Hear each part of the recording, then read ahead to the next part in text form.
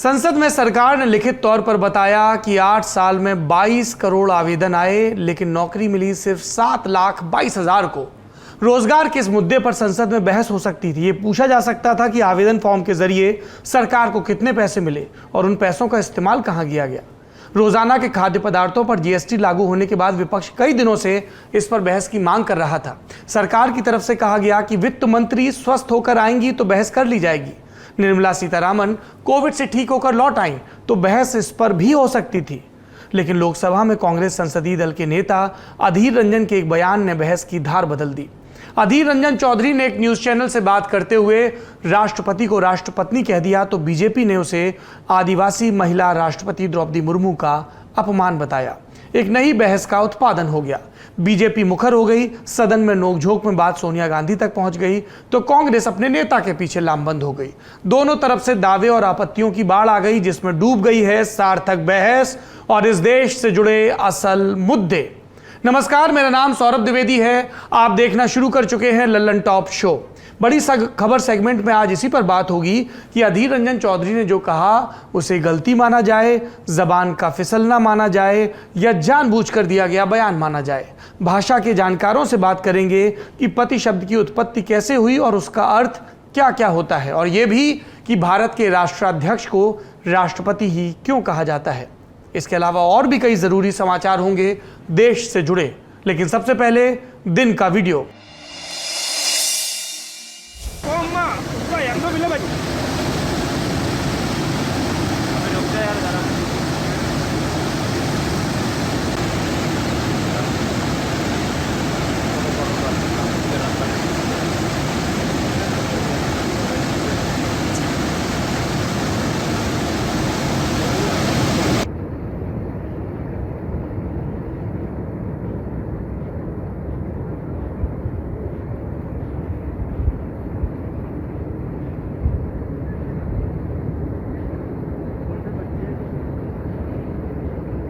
भूल जाइए वो सारी रोमानियत जो बारिश के साथ आपके ज़हन में आती है। ज़िंदगी इतनी भी खूबसूरत नहीं जितनी इंस्टाग्राम पर नज़र आती है। ये नज़ारा मध्य प्रदेश के हरदा ज़िले का है। बारिश का आलम आपने देखा और ये सब हो रहा है शिक्षा के आड़े आने के काम में। स्कूली बच्चे मामा जी से यानी मुख्यमंत्री शिवराज सिंह चौहान से मदद मांग रहे हैं। ये वीडियो जैसा हमने आपको बताया हरदा जिला मुख्यालय से करीब 75 किलोमीटर दूर रेहट गांव तहसील का है। यहाँ जंगल में बसे 15 गांवों के तकरीबन 150 स्कूली बच्चे ऐसे ही जान जोखिम में डालकर स्कूल जाते हैं बारिश के समय। कुछ ग्रामीण भी इस जानलेवा पुल को पार करते हैं क्योंकि और कोई विकल्प नहीं है। नदी से बेहद कम ऊँचे इन पुलों के लिए मध्य प्रदेश में एक शब्द चलता है रपटा। जहाँ सरकार ज़्यादा लोड नहीं लेती वहाँ पुल की जगह रपटा बना देती है। और आप तो जानते ही हैं ग्रामीण इलाकों का लोड कौन लेता है। वीडियो वायरल हुआ तो हरदा में इंडिया टुडे से जुड़े संवाददाता लोमेश गौर ने जाकर स्कूल में मास्टर साहब से बात की। कहा कि एक गांव गुलरढाना के बच्चों को तो स्कूल छोड़ना ही पड़ गया क्योंकि रास्ता सुरक्षित नहीं। यहाँ भी वही कहानी जो हमने आपको 27 जुलाई के रोज सिवनी से सुनाई थी। सरपंच मनोज धुर्वे का कहना है कि नदी पर पुल बनाने को लेकर कई बार आवेदन प्रशासनिक अधिकारियों को दिए गए पर कोई सुनवाई नहीं हुई। पहले बनाए गए रपटों को यदि पहले ही ऊंचा बना दिया जाता तो शायद आज ये समस्या नहीं होती। इलाका वन विभाग के तहत है। इस रपटे को वन विभाग ने ही बनवाया। तो संवाददाता ने वन मंडलाधिकारी यानी डीएफओ अंकित पांडे से बात की। उन्होंने बताया कि विभाग बड़े पुल बनाए जाने को लेकर संबंधित विभागों के अधिकारियों से चर्चा करेगा। वन विभाग के पास पुल बनाने को लेकर बजट नहीं है। अब ये अलग अलग विभागों की राम कहानी है, पर समस्या ये है कि वन विभाग वाकई बड़े पुल नहीं बना सकता क्योंकि ये ना तो उनका काम है और ना ही उनके पास इसका बजट या मैंडेट है। गांव के लिए इस तरह के प्रोजेक्ट अमल में लाए जाते हैं ग्रामीण यांत्रिकी सेवा यानी आरईएस के द्वारा। हमारी जानकारी यही है कि रपटे की जगह पुल बनाने का प्रस्ताव आरईएस तक पहुंचा ही नहीं। हजारों लोगों और सैकड़ों छात्रों की जिंदगी प्रक्रिया के सवालों में उलझ कर रह गई। हम एक बार फिर कहते हैं, बच्चों और आम नागरिकों की जिंदगी सरकार की होती है। अगर कुछ लाख रुपए के पुल से, कुछ करोड़ रुपए के पुल से जानें बच सकती हैं, उनकी पढ़ाई निर्बाध चल सकती है, तो ये काम आखिर अब तक क्यों नहीं हुआ? क्या हम किसी हादसे का इंतजार कर रहे हैं? ये था दिन का वीडियो। अब कुछ सुर्खियों पर गौर करिए। बंगाल में शिक्षक भर्ती घोटाले में फंसे पार्थो चटर्जी की, जो कि ममता बनर्जी सरकार में कैबिनेट मंत्री थे, मुश्किलें बढ़ती जा रही हैं। उनकी करीबी अर्पिता मुखर्जी के एक और ठिकाने पर बीती शाम रेड पड़ी थी और एक बार फिर बड़े पैमाने पर कैश और जेवर बरामद हुआ था। कुल आंकड़ा 50 करोड़ को भी पार कर गया है। इसके बाद आज पार्थो चटर्जी को ममता कैबिनेट से बाहर कर दिया गया और पर रुखसती सिर्फ मंत्री पद से नहीं हुई, उन्हें तृणमूल कांग्रेस के महासचिव पद से भी विदा कर दिया गया। बैठक हुई और उसमें यह फैसला हुआ। ईडी लगातार पूछताछ कर रही है और लगातार इस मामले से जुड़े ब्यौरे भी आ रहे हैं, जिन्हें आप ललन टॉप पर देख सकते हैं। दूसरी सुर्खी चेस ओलंपियाड से जुड़ी है, जो आज चेन्नई में शुरू हुआ। शतरंज की दुनिया का सबसे बड़ा टीम इवेंट। साल 1927 में शुरू हुए इस टूर्नामेंट को भारत पहली बार होस्ट कर रहा है। इस बार का टूर्नामेंट ओलंपियाड के इतिहास का सबसे बड़ा टूर्नामेंट होगा। कुल 187 देशों की लगभग 350 टीम इसमें हिस्सा लेंगी। ये टीम ओपन और विमेंस 2 कैटेगरी में उतरेंगी। भारतीय दल में इस बार कुल 30 मेंबर हैं। अब तक की हमारी सबसे बड़ी टीम है ये।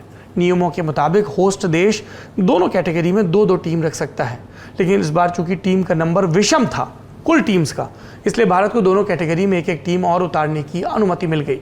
कोनेरू हम्पी और विदित गुजराती जैसे दिग्गजों वाली टीम इंडिया इस बार गोल्ड मेडल की बड़ी दावेदार है, लेकिन इसके लिए उन्हें अमेरिका और मैग्नस कार्लसन की अगुवाई वाले नॉर्वे से निपटना होगा। इस ओलंपियाड के उद्घाटन के लिए प्रधानमंत्री नरेंद्र मोदी भी चेन्नई पहुंचे और उनकी पोशाक से भी चेस की डिज़ाइन नज़र आ रही थी। और हमने आपको लगातार बताया है, खासतौर पर दक्षिण भारतीय मामलों से जुड़ा जो हमारा नया कार्यक्रम है आर्वम, उसमें विस्तार से आपको बताया कि किस तरह से चेन्नई इस चेस ओलंपियाड के लिए तैयार हो रहा था। चेन्नई से अब रुख करते हैं खेल की एक दूसरी सुर्खी का। आज से इंग्लैंड के शहर बर्मिंघम में कॉमनवेल्थ गेम्स भी शुरू किए जा रहे हैं। 200 से ज़्यादा एथलीट्स के लिए बर्मिंघम पहुंची 200 से ज़्यादा एथलीट्स के साथ बर्मिंघम पहुंची टीम इंडिया के सामने इस बार बड़ी चुनौती होगी। इस इवेंट के इतिहास में अपने सबसे सफल गेम शूटिंग के बिना भारत के लिए पहले जैसा प्रदर्शन करना आसान नहीं होगा। और नीरज चोपड़ा, हमारे स्टार एथलीट, भी इन खेलों में चोट की वजह से हिस्सा नहीं ले पा रहे हैं, पर हमें उम्मीद है कि बाकी खिलाड़ी शानदार प्रदर्शन करेंगे और देश का नाम ऊंचा करेंगे। तीसरी सुर्खी नौसेना से जुड़ी है। आज कोचीन शिपयार्ड ने भारत का पहला स्वदेशी विमान वाहक पोत IAC-1 नौसेना को आधिकारिक रूप से सौंप दिया, यानी जहाज की डिलीवरी हो गई। इसी जहाज को INS विक्रांत नाम से कमीशन किया जाएगा। संभव है कि 15 अगस्त को ऐसा हो, लेकिन फिलहाल जहाज को पूरी तरह एक विमान वाहक पोत बनने में काफ़ी समय है, क्योंकि लड़ाकू विमानों के लॉन्च और लैंडिंग के लिए लगाए जाने वाले रूसी एविएशन कॉम्प्लेक्स का काफ़ी काम अभी बाकी है। हो सकता है कि जहाज कमीशन होने के बाद भी एविएशन कॉम्प्लेक्स का काम चलता रहे। ये थी आज की सुर्खियां। अब चलते हैं बड़ी खबर की तरफ। संसद टीवी पर लगा काउंटडाउन खत्म होता है। घड़ी में सुबह के ठीक 11 बज रहे थे। अमूमन 11 बजे लोकसभा में अध्यक्ष पहुंचते हैं, सभी सांसद खड़े होकर अभिवादन करते हैं, लेकिन आज सामान्य दिनों से कुछ अलग हुआ। आमतौर पर सबसे पहले स्पीकर जो हैं वो अपनी बात रखते हैं, बताते हैं कि किन विषयों पर बात होगी, फिर वो उस सांसद का नाम लेते हैं जिसे सबसे पहले अपनी बात रखने का मौका मिलेगा। आज ऐसा कुछ नहीं हुआ। लोकसभा अध्यक्ष की कुर्सी पर बैठते ही सबसे पहले केंद्रीय मंत्री स्मृति ईरानी ने बोलना शुरू किया, थोड़ा गुस्से में, थोड़ा तीखे लहजे में। पहले उन्हीं को सुन ले, फिर बात आगे बढ़ाते हैं। अध्यक्ष जी, आज इस सदन में कांग्रेस के एक ऐसा नेता विराजमान है जिन्होंने राष्ट्र के सर्वोच्च संवैधानिक पद पर विराजित द्रौपदी मुर्मू जी का सदन के नेता होने के नाते सड़क पर जाकर अपमान किया। इस राष्ट्र का ये गौरव है कि आदरणीय नरेंद्र भाई मोदी ने 75 साल की आजादी में पहली बार एक गरीब आदिवासी महिला को राष्ट्रपति पद का उम्मीदवार बनाया। राष्ट्रपति पद का उम्मीदवार बनते ही द्रौपदी मुर्मू कांग्रेस पार्टी की घृणा का केंद्र बनी। कांग्रेस के पुरुष नेताओं ने द्रौपदी मुर्मू को कठपुतली कहा। कांग्रेस के घृणित कार्य करने वाले पुरुष नेताओं ने द्रौपदी को अमंगल का प्रतीक कहा और कल कांग्रेस के नेता सदन ने देश की राष्ट्रपति को राष्ट्रपत्नी कहकर संबोधित कर उनका अपमान किया। कांग्रेस पार्टी आदिवासी महिला का ये सम्मान पचा नहीं पा रही। कांग्रेस पार्टी गरीब परिवार की बेटी देश की राष्ट्रपति बने, इसको पचा नहीं पा रही। कांग्रेस पार्टी के उस नेता को अपने उस कृत्य पर एक पत्रकार ने टोकते हुए कहा कि आप देश की महामहिम राष्ट्रपति का अपमान कर रहे हैं, लेकिन तब भी अधीर रंजन चौधरी ने द्रौपदी मुर्मू जी का अपमान वापस नहीं लिया। आदिवासी विरोधी कांग्रेस, महिला विरोधी कांग्रेस, गरीब विरोधी कांग्रेस अब supreme commander of arm forces का भी अपमान करती है। मात्र 4 मिनट की कार्रवाई के भीतर ही हंगामा फिर इतना ज्यादा बढ़ा कि सदन को ठप करना पड़ा। 12 बजे तक के लिए लोकसभा स्थगित कर दी गई। कांग्रेस के नेता सदन अधीर रंजन चौधरी के बयान पर कांग्रेस अध्यक्ष सोनिया गांधी को इंगित करते हुए स्मृति ईरानी ने तीखा प्रहार किया। सोनिया गांधी से माफी की मांग की गई। पहले स्मृति ने मांग शुरू की और धीमे धीमे बीजेपी के तमाम सांसद माफी मांगने के नारे लगाने लगे। अधीर रंजन भी कुछ बोलने की कोशिश करते हैं, लेकिन उनकी आवाज नहीं आती। ये सब कुछ आपने देखा। अब हम आपको वो बात बताएंगे जो आम लोगों ने नहीं देखी, नहीं नजर आई, क्योंकि कैमरे पर रिकॉर्ड नहीं हुई। लेकिन उससे पहले अधीर रंजन चौधरी के बयान के बारे में भी जान लीजिए, जिस पर सारा बखेड़ा खड़ा हुआ। दरअसल 27 जुलाई को कांग्रेस सांसद संसद भवन के बाहर सोनिया गांधी पर ईडी की कार्रवाई के खिलाफ प्रदर्शन कर रहे थे। दोपहर के 12:30 बजे एबीपी न्यूज के एक रिपोर्टर कवरेज करते हुए अधीर रंजन चौधरी से बात करते हैं। दूसरे चैनल का वीडियो है तो हम आपको दिखा नहीं सकते, लेकिन उसमें हुई बातचीत को हूबहू बता सकते हैं। सवाल पूछा जाता है, अधीर दादा आज रणनीति में बदलाव के साथ यहां पर धरना देंगे? तो अधीर रंजन चौधरी जवाब में कहते हैं कि धरना देंगे, अपनी बात रखेंगे, मार्च करेंगे, बहुत कुछ करना बाकी है। रिपोर्टर फिर पूछता है, कल तो राष्ट्रपति भवन जा रहे थे तो जाने नहीं दिया गया था? तो अधीर रंजन फिर जवाब देते हुए कहते हैं, जाने नहीं दिया गया, आज भी जाने की कोशिश करेंगे। हिंदुस्तान की राष्ट्रपति जी सबके लिए हैं। यहां तक तो सब ठीक था। इसके आगे अधीर रंजन चौधरी बोलते हैं, राष्ट्रपति जी नहीं, राष्ट्रपत्नी जी, हिंदुस्तान की राष्ट्रपत्नी जी सबके लिए हैं, हमारे लिए क्यों नहीं? यहां पर अधीर रंजन चौधरी ने 2 बार राष्ट्रपत्नी शब्द का इस्तेमाल किया। रिपोर्टर ने अधीर रंजन चौधरी को तत्काल टोकते हुए कहा कि राष्ट्रपति के लिए राष्ट्रपति शब्द का इस्तेमाल करना ही बेहतर होगा। और यहां एक बात बिल्कुल साफ थी कि पहले राष्ट्रपति शब्द का इस्तेमाल किया, फिर राष्ट्रपत्नी। कुल जमा 57 सेकंड की वो क्लिप कांग्रेस के गले की आज फांस बन गई। संसद में बीजेपी सांसदों ने प्रदर्शन किया। अधीर रंजन चौधरी बयान पर सफाई देते रहे। उनकी सफाई भी सुन लीजिए। देखिए, सबसे बड़ी बात है कि बीजेपी पार्टी जो अभी ज्ञान दे रहे हैं, ये राय की पहाड़ बनाना चाहते हैं। मैं बार बार ये सुबह से कहते आ रहे हैं कि मैं बंगाली हूं, हिंदी मुझे उतना शुद्ध तरीके से नहीं आती, हिंदी में मैं आदी नहीं हूं, इसलिए मेरा चूक हुई है। और इस चूक के चलते राष्ट्रपति निकल चुके हैं मेरी जुबान से। मैं इसलिए कितने बार कह चुका हूं, मेरा गलती है, गलती है, गलती है। लेकिन ये कैसे सोच सकते कि अब बीजेपी जैसा पखंडियों के सामने जाके खड़ा होकर माफी मांगे? महिला को सम्मान कांग्रेस देना चाहती है। कांग्रेस पार्टी का अध्यक्ष खुद महिला है। मैं बार बार कह रहा हूं कि चूक हुई है, चूक हुई है, चूक हुई है। मैं खुद राष्ट्रपति जी से समय मांगी है, समय मांगा है उनसे मुलाकात करने के लिए। उनको जाके उनके पास जाके बात करके मेरी तरफ से जो चूक हुई सारे बयान उनके सामने पेश करूंगा। अगर उसके बाद उनको लगे कि उनको चोट पहुंचे, मैं उनसे जाके क्षमा मांगूंगा, एक बार नहीं 100 बार। लेकिन ये बीजेपी की पाखंडी से क्यों? अधीर रंजन बार बार अपने वक्तव्य को स्लिप ऑफ टंग यानी गलती से जबान फिसल जाना बताते रहे, लेकिन बात सिर्फ उन तक सीमित नहीं रही। सदन में बात सोनिया गांधी तक पहुंच चुकी थी।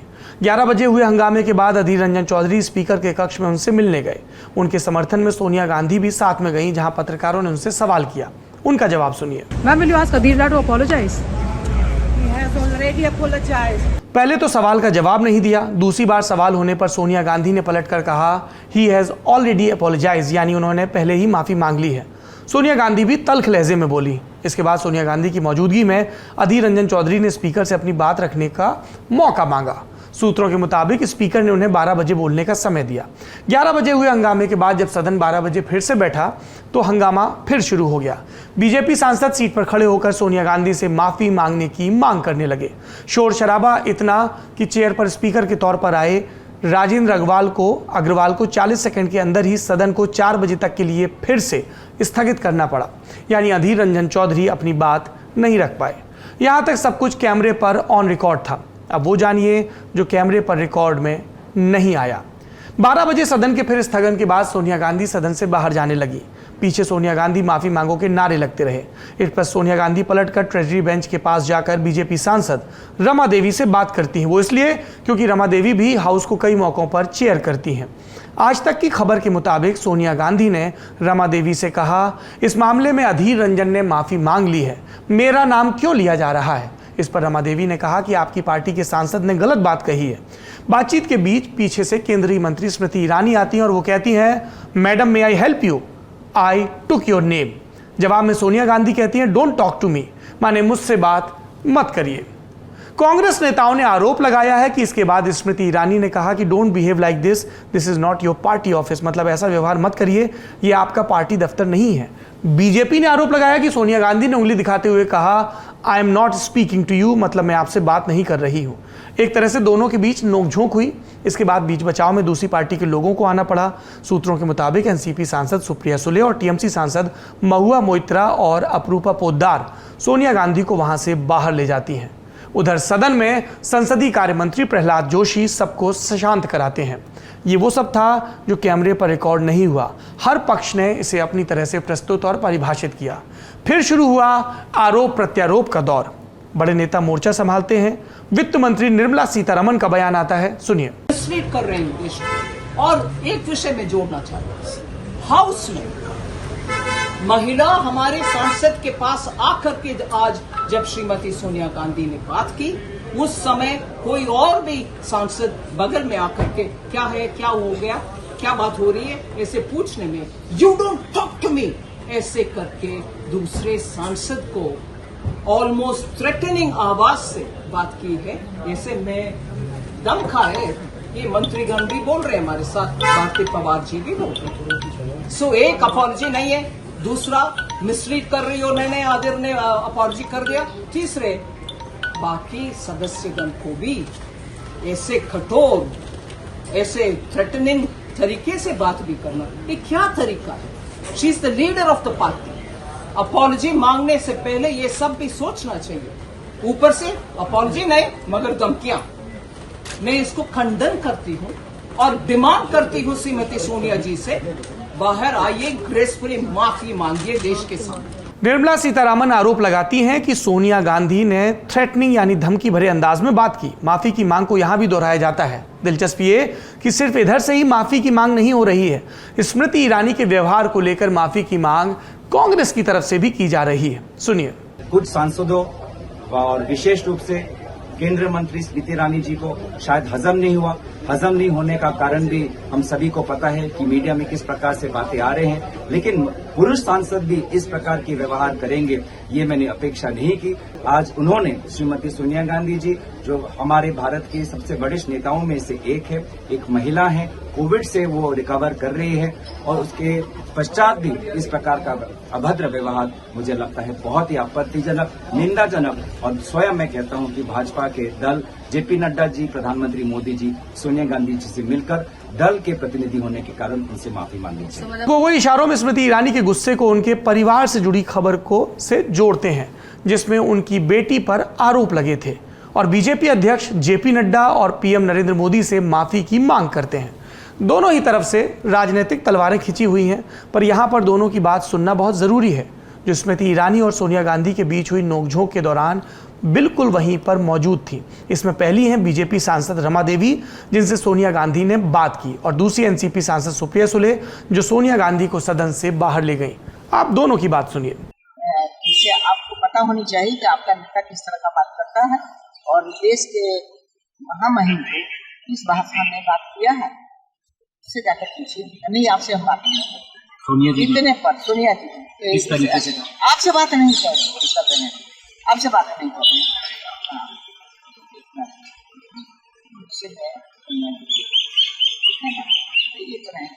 आपको लगता है कि लेकिन आपको नहीं बुझा रहा है कि देश के राष्ट्रपति को इस तरह लेट कर आप लोग भी सड़क पर उतर आए। आप ये वोट देते हुए और अच्छे लोग को चुनने का आपको फैसला होगा, कि ये तो होना चाहिए कि देश के अच्छे चीज को लोग इस तरह करके हिलेट करेगा तो देश चलेगा क्या। निकल रही थी तब जो सत्ता पक्ष के कई लोगों से कुछ नारेबाजी हुई पार्लियामेंट खत्म होने के बाद।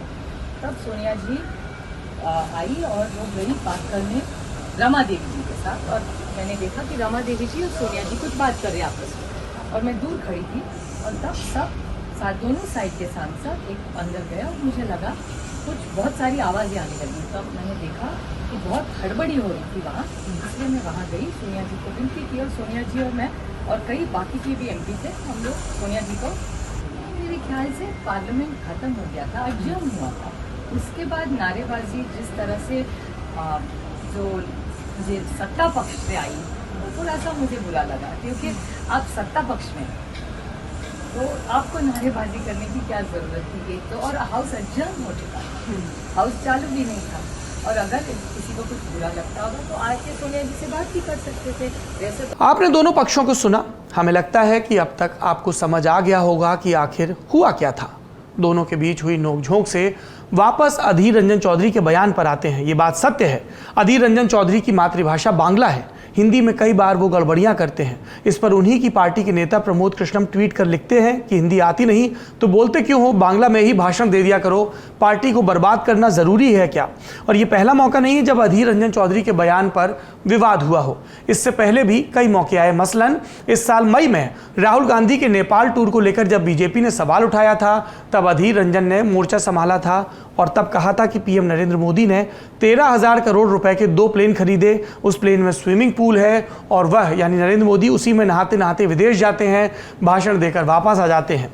हालांकि इस बयान को लेकर अधीर रंजन के खिलाफ संसद में विशेषाधिकार नोटिस भी दिया गया था। और अगर आपकी दिलचस्पी हो तो बता दें, प्लेन में कोई स्विमिंग पूल नहीं है। साल 2019 में एनआरसी के मुद्दे पर पीएम मोदी और केंद्रीय गृह मंत्री अमित शाह को लेकर भी विवादित बयान अधीर रंजन ने दिया था। एनआरसी को लेकर सरकार पर निशाना साधते हुए अधीर रंजन चौधरी ने कहा था, अमित शाह जी, नरेंद्र मोदी जी, आप खुद घुसपैठिए हैं, घर आपका गुजरात है, आ गए दिल्ली, आप खुद माइग्रेंट हैं, वैध अवैध बाद में पता चलेगा। इस बयान पर जमकर हंगामा मचा था और बीजेपी ने उनसे माफी मांगने की मांग की थी और फिर वो अड़ गई थी।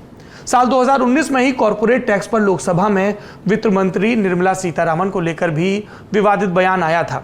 चर्चा के दौरान अधीर रंजन चौधरी ने कहा था, कभी कभी मुझे आपको बहुत सम्मान तो करते हैं, आपका हालात देखकर मुझे कहने को दिल करता है कि आपको निर्मला सीतारामन के बदले निर्बला सीतारामन कहना ठीक होगा या नहीं, क्योंकि आप मंत्री पद पर हैं, लेकिन आप जो चाहते हैं वो आप कर भी पाती हैं या नहीं मुझे मालूम नहीं। बाद में अधीर रंजन ने निर्मला सीतारामन को अपनी बहन बताते हुए माफी तक मांगने की बात कही थी, मांगनी पड़ी थी माफी। अनुच्छेद 370 के मुद्दे पर बहस के दौरान कश्मीर को इंटरनेशनल मुद्दा बताना हो या बड़ा पेड़ गिरने जैसा ट्वीट करना हो, कई मौकों पर अधीर पार्टी को अधर में लटका चुके हैं। अब ये राष्ट्रपति और राष्ट्रपत्नी वाला जो मुद्दा है, अधीर रंजन ने बात गलती से कही, जानबूझकर कही, वही जाने। लेकिन प्रतिभा पाटिल के राष्ट्रपति बनने के बाद भी के दौरान भी ये सवाल उठा था कि जब एक महिला इस देश की नागरिक राष्ट्रपति बने तो उन्हें क्या कहा जाए, राष्ट्रपति या कुछ और। ये सवाल आज़ादी के वक्त संविधान सभा में भी उठा था। संविधान का अनुच्छेद 52 राष्ट्रपति पद को स्वीकृत करता है, वो पूरे राष्ट्र का प्रतीक होता है। अनुच्छेद 53 के मुताबिक राष्ट्रपति तीनों सेनाओं का कमांडर होता है, कार्यपालिका का प्रमुख होता है। ऐसे कई अनुच्छेद हैं जिसमें राष्ट्रपति की शक्तियां और उनके महत्व को परिभाषित किया गया है। हम सब जानते हैं संविधान की मूल प्रति इंग्लिश में है, वहां प्रेसिडेंट शब्द का इस्तेमाल हुआ है, लेकिन हिंदी को लेकर संकट था। राष्ट्रपति महिला हो या फिर पुरुष, उसे राष्ट्रपति ही क्यों कहा जाए, इस पर बाकायदा बहस हुई थी। इस पर पंडित नेहरू और डॉक्टर अंबेडकर की क्या भूमिका थी, इसे जानने के लिए हमने संविधान के विशेषज्ञ पीडीटी आचार्य से बात की। सुनिए। हिंदी में जो राष्ट्रपति का शब्द इस्तेमाल होता है प्रेसिडेंट के लिए, ये असल में पहले कांग्रेस के प्रेसिडेंट के लिए वो यूज होता था। कांग्रेस के प्रेसिडेंट को राष्ट्रपति कहते थे। तो जब कॉन्स्टिट्यूएंट असेंबली में जो कॉन्स्टिट्यूशन कमेटी बैठी थी नेहरू उनकी अध्यक्षता में, तो उस कमेटी ने ये सिफारिश की थी कि प्रेसिडेंट जो इंग्लिश में है तो उसके ब्रैकेट में राष्ट्रपति लिखा जाए। ये एक इनका रिकमेंडेशन था। लेकिन बाद में जब ड्राफ्टिंग कमेटी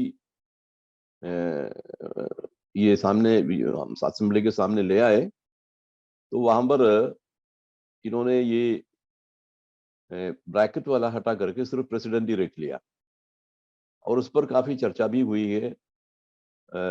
एच.वी. कामत वगैरह तो काफी ऑब्जेक्शन रेज किया था इसके ऊपर। तो उसमें डॉक्टर अंबेडकर ने जवाब दिया कि इस वक्त हम जो अंग्रेजी वर्जन है उसी की चर्चा कर रहे हैं और बाकी हिंदी वर्जन तो अलग बनेगा, तब उसमें राष्ट्रपति शब्द इस्तेमाल किया जाएगा। लेकिन उसमें भी उसी वक्त कुछ डिफरेंट ओपिनियंस, डिफरेंट राय उसमें आई थी लोगों से, क्योंकि कहीं जो ड्राफ्ट बना था उसमें राष्ट्रपति के लिए प्रधान शब्द भी इस्तेमाल किया गया था और उर्दू में शायद उसके लिए सरदार या सदर या इस तरह का कोई वर्ड यूज हुआ था पहले, सदर। हाँ, कुछ इस तरह के। तो ये इसमें कोई मतैक्य था नहीं उस वक्त, क्योंकि एक एक्सेप्टेड जो टर्म है वो था नहीं। ये एक प्रॉब्लम था, लेकिन फाइनली इन्होंने ये एक्सेप्ट कर लिया। संविधान सभा के सदस्य रहे के.टी. शाह ने यहां तक सलाह दी कि महिला राष्ट्रपति होने पर उसे नेता या फिर कर्णधार यानी कैप्टन कहा जाए, लेकिन पहले प्रधानमंत्री जवाहरलाल नेहरू इस पर तैयार नहीं हुए। डॉक्टर अंबेडकर के हस्तक्षेप के बाद आखिर में राष्ट्रपति शब्द पर ही मोहर लगी। अब राष्ट्रपति शब्द ही क्यों, पति शब्द का अर्थ होता क्या है? पति शब्द और भी कई शब्दों में जुड़ता है, जैसे अधिपति, दलपति, गणपति। इस शब्द का व्याकरण क्या कहता है, इसे जानने के लिए हमने भाषा विज्ञान के जानकार से बात की। सुनिए। यह संस्कृत का शब्द है और संस्कृत में शब्द निर्माण की एक परंपरा है, एक विज्ञान है उसका। संस्कृत में धातु, प्रत्यय, उपसर्ग, प्रातिपदिक, इन सारी चीजों को मिलाकर शब्द का निर्माण होता है। तो ये तत्सम शब्द कहा जाता है। तत्सम का मतलब ठीक वही शब्द जैसा यह शुरू में था। तो पति जो है संस्कृत का ठीक हूबहू वही शब्द है, तो ये हिंदी में आया हुआ। तो क्योंकि संस्कृत में जो शब्द का निर्माण है तो उसमें अर्थ की एक परंपरा चलती है और जरूरी नहीं कि पति से सिर्फ एक अर्थ निकले। तो पति जो है वो पा और डति ये दो चीजें मिलती हैं। इसकी व्याख्या करूंगा तो मुश्किल होगी, बहुत सारे लोग समझ नहीं पाएंगे, लेकिन मूल बात है जहां से ये बना है वह रक्षा करने के अर्थ में आता है, स्वामी के अर्थ में आता है, किसी वस्तु का या किसी चीज का उस एक स्वामित्व जो होता है, मालिकाना होता है, वह भी पति का अर्थ होता है। तो इस तरह से जो है पति और हमारे समाज की अवधारणा में ये किसी स्त्री का पति महत्वपूर्ण हो जाता है और उस लिहाज से ये प्रधान अर्थ इसका जो है किसी स्त्री का स्वामी होना है एक अर्थ में। मतलब ये कि पति शब्द का इस्तेमाल जब राष्ट्र के साथ है तो वो आम पति पत्नी जैसा नहीं रहता, वो फिर पूरे राष्ट्र का प्रतिनिधित्व करने वाला व्यक्ति होता है, चाहे वो महिला हो या पुरुष। प्रधानमंत्री और मंत्री जैसे शब्द भी ऐसे ही हैं। हमने संविधान विशेषज्ञ को सुनवाया, भाषा वैज्ञानिक की बात भी आपके सामने रखी। अधीर रंजन चौधरी ने राष्ट्रपति से मिलकर माफी मांगने की बात भी कही है। अब सवाल ये है कि सिर्फ माफी से काम चल जाएगा या फिर ये बहस और लंबी खिंचेगी और संवैधानिक तरीके से भी कोई कार्रवाई हो सकती है क्या? इसका जवाब भी हमने संविधान विशेषज्ञ से जाना। तो आगे का क्या रास्ता है? आगे का जो पीछे जो रास्ता रहा है वही आगे का भी रहेगा, उसमें क्या प्रॉब्लम है? किसी ने राष्ट्रपति की जगह राष्ट्रपत्नी कहा, वो तो खत्म हो गया, वहां पर उन्होंने माफी मांगी जहां तक मैंने सुना है, और उसके बाद फिर क्या रह गया? उसके बाद तो कुछ नहीं है। राष्ट्रपति तो राष्ट्रपति रहेंगे और तो उसमें क्या प्रॉब्लम आने वाला है? कोई मेरे ख्याल से कोई प्रॉब्लम तो उसमें नहीं आएगा। जानकारों की माने तो माफी मांगने से बात खत्म हो जानी चाहिए। बार बार अधीर रंजन चौधरी जोर देकर कह रहे हैं कि वो राष्ट्रपति का अपमान सपने में भी नहीं कर सकते, तो फिर उन्हें भी माफी मांग विवाद का पटाक्षेप कर देना चाहिए और अगर गलती से कोई शब्द निकल जाए तो बेवजह की इस बहस से भी बचना चाहिए। वैसे भी हमारे देश में बेरोजगारी, महंगाई, भ्रष्टाचार, शिक्षा और स्वास्थ्य जैसे तमाम मुद्दे हैं जिस पर बहस की बहुत जरूरत है। एक बयान से पैदा हुई बहस के बारे में आपने जाना। अब यह जानिए कि इस बहस के शोर में कौन से असल मुद्दे डूब गए। बहस और सलाह मशवरे का सबसे बड़ा मंच संसद। संसदीय लोकतंत्र की परंपरा में सरकार से अपेक्षित होता है कि वो जरूरत पड़ने पर कानून का मसौदा तैयार करे, संसद में उस पर बहस हो, बहस में पकने के बाद मसौदे के परिष्कृत रूप को कानून की शक्ल दी जाए। लेकिन भारत में जिस तरह से कानून बनाए और लागू किए जाते हैं उस पर यह बात शायद लागू नहीं होती। हमारे यहाँ सरकार कानून लाती है, कब लाती है आप कार्रवाई का लाइव प्रसारण देखकर पता नहीं लगा सकते, क्योंकि कभी पक्ष तो कभी विपक्ष उखड़ा रहता है। विपक्षी सांसद शोर मचाते हैं, वेल में आते हैं, फिर सत्ताधारी सांसद भी उसी शोर का अपने शोर से जवाब देते हैं। कार्रवाइयां अक्सर स्थगित होती हैं या उसी शोर शराबे के बीच बिल पेश हो जाते हैं। कभी वोटिंग होती है, कभी ध्वनि मत होता है और कभी बाद में पता चलता है कि बिल पास हो गया और आप ये जानने से रह जाते हैं कि माननीयों ने आपके भविष्य को लेकर क्या फैसला लिया। और अगर बहस होती तो ये भी पता चलता कि कुछ और माननीय उस पर क्या सोचते हैं। हो सकता है कोई ऐसा फैसला हो जिससे आपकी शादी प्रभावित होने वाली हो सकता है कोई ऐसा फैसला हो जिससे आपकी जिंदगी, आपके समाज की जिंदगी प्रभावित होने वाली हो, आपका पेशा प्रभावित होने वाला हो। इसलिए आज लल्लन टॉप शो के बड़ी खबर के दूसरे चरण में हम आपको उन बिल्स के बारे में बताएंगे जो इस मॉनसून सत्र के दौरान सदन में पेश हुए, लेकिन उनकी जानकारी आप तक कुछ कम पहुंची। इसके लिए हमने संसदीय कार्य मंत्रालय की आधिकारिक वेबसाइट से जानकारी ली। वेबसाइट पर बिल लिस्ट नाम के पेज पर 167 बिल्स की सूची है, साथ में मंत्रालय का नाम, बिल पेश करने की तारीख और दोनों सदनों से पास होने की तारीख। आइए देखते हैं 18 जुलाई से लेकर अब तक कौन कौन से कानून सरकार ने पेश किए और उन पर संसद में क्या हुआ। सत्र के पहले ही दिन यानी 18 जुलाई 2022 को विधि एवं न्याय मंत्रालय ने the family courts amendment bill 2022 पेश किया। शादी और पारिवारिक मसलों का समाधान करने के लिए 1984 में परिवार न्यायालय कानून बनाया गया था। इसके तहत पारिवारिक विवाद और उससे जुड़े मामलों में सुलह और तेजी से समाधान के लिए देश के सभी राज्यों में परिवार न्यायालय या फैमिली कोर्ट बनाए जाने थे। इसका पालन करते हुए राज्यों ने अपने यहाँ परिवार न्यायालय बनाए और इस कानून के अनुसार मामलों का निपटारा करना शुरू किया। लेकिन इसमें दो राज्य पीछे रह गए थे, हिमाचल प्रदेश और नागालैंड। नागालैंड में 2008 में और हिमाचल प्रदेश में 2019 में फैमिली कोर्ट की शुरुआत हुई थी। हालांकि केंद्र सरकार ने इसे मंजूरी प्रदान नहीं की थी। इस कारण इन दोनों राज्यों के फैमिली कोर्ट के फैसलों पर सवाल खड़े हो रहे थे कि इन्हें माना जाए या नहीं, वैधानिकता कैसी है। इसी समस्या का समाधान करने के लिए केंद्र सरकार एक संशोधन लेकर आई थी। इसके तहत नागालैंड और हिमाचल के परिवार न्यायालयों के सभी फैसले, आदेश, नियम, नियुक्तियां आदि को वैध करार दिया जाएगा। 26 जुलाई को लोकसभा में ये पास हो गया। अगला बिल है द इंडियन अंटार्कटिक बिल 2022। पृथ्वी विज्ञान मंत्रालय ने 1 अप्रैल 2022 को यह बिल पेश किया था। मकसद था अंटार्कटिक संधि के अनुरूप भारत में कानून बनाना। साल 1959 में 12 देशों ने मिलकर एक संधि पर दस्तखत किए थे, जिसमें यह प्रावधान किया गया था कि दुनिया के तमाम देश आपस में सहयोग के साथ अंटार्कटिक में शांतिपूर्ण ढंग से रिसर्च करेंगे, पर यहां पर कोई सैन्य गतिविधि नहीं की जाएगी। इसे अंटार्कटिका संधि के नाम से जाना जाता है। भारत ने साल 1983 में संधि पर दस्तखत किए थे, लेकिन 40 साल बाद जाकर इस पर कानून बनाया जा रहा है, जिसका नाम इंडियन अंटार्कटिका बिल 2022 है। पिछले बजट सत्र के दौरान भी इसे संसद में पेश किया गया था, लेकिन तब पारित नहीं कराया जा सका था।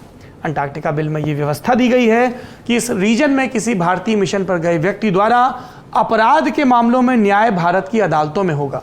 अभी तक अंटार्कटिका में भारतीय अभियानों पर अंतर्राष्ट्रीय कानून चलता था। इस विधेयक में अंटार्कटिका में कमर्शियल मछली पालन का प्रावधान भी किया गया। वैसे भारत के लोग यहाँ मछली पकड़ने का काम नहीं करते हैं, लेकिन चूंकि सभी देशों को एक कोटा मिला हुआ है, इसलिए इसमें ये चीज़ भी जोड़ी गई।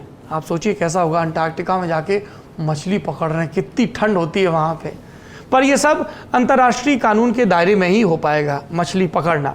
अभी तक भारत के लोग कोई पर्यटन गतिविधियां नहीं कर पा रहे थे वहाँ पर।